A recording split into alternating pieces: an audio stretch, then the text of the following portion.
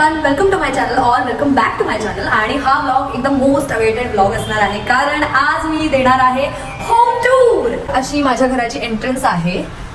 खरं तर हे ना माझ्यासाठी सरप्राईज होतं हे नाव, कारण माझा जो इंटिरियर डिझायनर आहे तन्मय, तर आमचं हे काही फायनल झालं नव्हतं. ॲक्च्युली मला माहीतच नव्हतं की शू रॅक आणि इथलं जे एंट्रन्सचं डिझाईन असणार आहे ते असं असणार आहे. पण जेव्हा मी घरात पहिल्यांदा आले बिग बॉस नंतर, आणि म्हणजे मी बिग बॉसमध्ये गेले होते तेव्हा मी रेंटच्या घरात राहत होते, आणि जेव्हा मी तिकडून आले तेव्हा माझं पहिलं वेलकम ह्या घरात झालं, आणि तेव्हा हे घर असंच रेडी झालं होतं. सो मी म्हणजे माझ्यासाठी ना खूप एक्साइटिंग मुवमेंट होती ती. आणि जेव्हा मी हे नाव बघितलं तेव्हा असं झालं की यस, मी जे काही केलं आतापर्यंत कष्ट किंवा जे काही करायचं ट्राय करते, नक्कीच मी त्याच्यामध्ये सक्सेसफुल होत चालली आहे. त्यामुळेच माझं घर झालं आणि इथे माझ्या नावाची पार्टी आहे. तर हा आहे माझा छोटासा लिव्हिंग एरिया. म्हणजे माझ्यासाठी तर ऑफकोर्स मोठा आहे हा, कारण घरात मी आणि आई आम्ही दोघीच असतो. सो आमच्यासाठी ही स्पेस इनफ आहे. नाही आता अरे होम टूर शूट करत होते मी. हा का? मग आम्ही परफेक्ट टायमिंग आलो होम टूर शूट करता. आम्हाला पण होम टूर पाहिजे. मग काय सोफा पण घेतला काय? हा तेव्हा काही पूजा होती ना सगळी. हा इथे पूजा होती ना. वा, आम्ही मग परफेक्ट टायमिंग एकदा हातचा चहा पिऊन बांधून शपथ मी काय मी एकदा पिलो 2 महिने पुढे कुणाच्या हातचा चहा पिणार? बघ माझा ब्लॉग स्पॉइल केलाय आणि कुणाच्याच हातचा चहा पिणार नाही तुम्ही.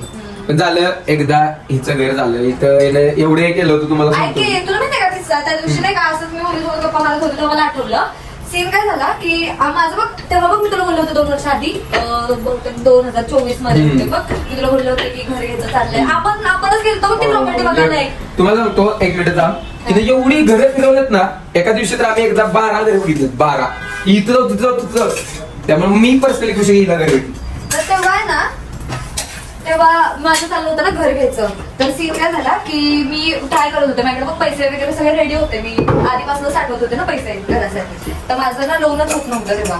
तर मी माझ्याकडे डाऊन पेमेंटसाठी पण पैसे रेडी होते, लोन होत नव्हतं. मग मी काय विचार केला की मी पैसे साठवून ना डायरेक्ट कॅशमध्येच घर घेते, कारण मला ती प्रॉपर्टी आपण बघितलेली ती मला स्वस्तात मिळत होती.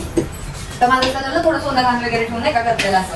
आणि किस्सा काय झाला कळलं ना, तर तेव्हा होतच नव्हतं ना. तर मम्मी मला काय म्हणली की तू एक काम कर ना, काय एखाद्या ज्योतिषांना वगैरे विचार की नाही का अडचणी येतात काय किस्सा आहे. तर माझं झालं की ते एवढं काही सीन नाही का, म्हणजे मी एवढं मानत बिनत नव्हते तेव्हा. मम्मीला काय ज्योतिषांना तर सीन काय झाला, मम्मी मला अशी बोलली ना, तर माझ्या डोक्यात होतीच ती गोष्ट की विचारायचं कोणाला तरी. आणि किस्सा तेव्हा मी टीव्हीवरती ऍड बघितलेली ह्याची ॲस्ट्रोडॉगची. तर मग त्याच्यावरती मी गेले आणि लॉगिन वगैरे केलं आणि त्यांना विचारलं की म्हणजे तिथे सुनीता वागळे समथिंग नाव होतं त्यांचं, त्या ज्योतिष होत्या. तर त्यांना मी त्या मला म्हटलं की बर्थ डेट वगैरे पाठवून नाव वगैरे पाठवून, मी त्यांना बर्थ डेट आणि नाव वगैरे पाठवलं. तर त्यांनी मला समोर डायरेक्ट काय मेसेज केला की तुझं घर घ्यायचं चाललंय ना, पण तुला प्रॉब्लेम्स येत आहेत ना. तू काय विचारलं त्यांनी सांगितलं? हा, त्यांनी डायरेक्ट विचारलं की नाही का तुझं कशासाठी कन्सल्ट करता नाही का तुम्ही, तुमचं घर घ्यायचा विचार चालू आहे पण नाही का प्रॉब्लेम्स येत आहेत नाही का. तर माझं असं की कसं काय कळलं असं कसं पण डायरेक्ट म्हणजे तू डायरेक्ट फक्त बर्थडे वगैरे सांगितलं डायरेक्टच तुला सांगितलं. काय बोलायचं मग मी त्यांना बोलले की हो चाललंय. तर काय म्हटलं मला, तू ना प्रयत्न करूच नकोस, कारण ह्या वर्षात तुझं होणारच नाहीये. तुझा घराचा योग आहे ना, ते म्हटलं की काय कसं सांगितलं शनीचं ना मम्मा. हो, त्या म्हटलं होत्या शनीचं तुझ्या राशीवरती सध्या हे चालू आहे, दोष चालू आहे, तर त्याच्यामुळे तुझं घर काही ह्या वर्षात होणार नाही. 2026 मध्ये होईल. 2026 मध्ये त्या म्हटलं की 2026 मध्ये चान्सेस आहेत तुझं घर व्हायचे. तर माझं असं की ठीक आहे चालेल नाही का, पण माझं म्हणलं की एवढा काही विश्वास ठेवायचा नाही का, आपलं साईड बाय साईड आपली प्रयत्न करत राहायचं आपलं. तर मी चालू होतं पण शेवटी बघ झालंच, 2026 मध्येच झालं.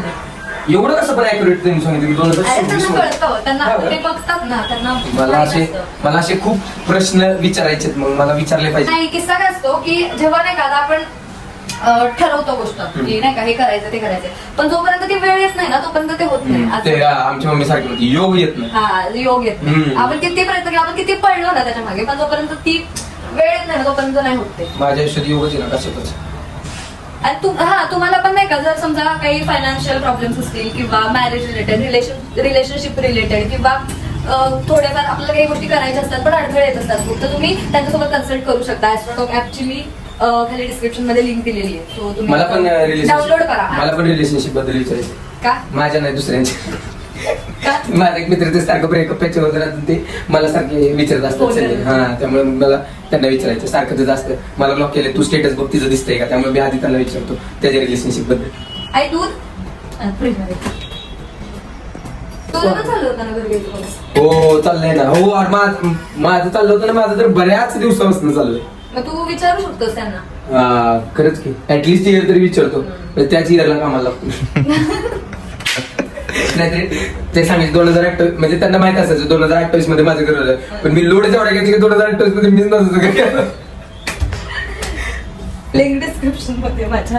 ब्लॉग ते ब्लॉग टाकलं दिसत मला आताच गरज आहे मला इन्स्टंट खाऊ का बरोबर. येतं. मी आता जाता जाताच मग एखादं कुठलं तरी बघतो माझी होम टूर आता दूर लवकर उर का मला पुन्हा फ्लाईट आहे सांगवीची. तर तुम्ही बघितलेलं वास्तू शांतीच्या दिवशी हा लिव्हिंग एरिया असा होता पण इथे ना पूजा मांडली होती तेव्हा मी सोफा ऍक्च्युली आधीच आला होता सोफा घरी पण मग सोफा मी शेजारच्यांकडे ठेवायला दिला होता का तर ही स्पेस युटिलाइज करता येईल कारण पूजेला लोक असतात भरपूर. तर हा असा माझा प्रिंटरेस्टी सोफा आहे आणि म्हणजे मी ठरवलेलं की मला व्हाईट किंवा बेज कलर मध्ये सोफा हवाय कारण ना हे म्हणजे एक छान लक्झरियस किंवा रिच फिलिंग येते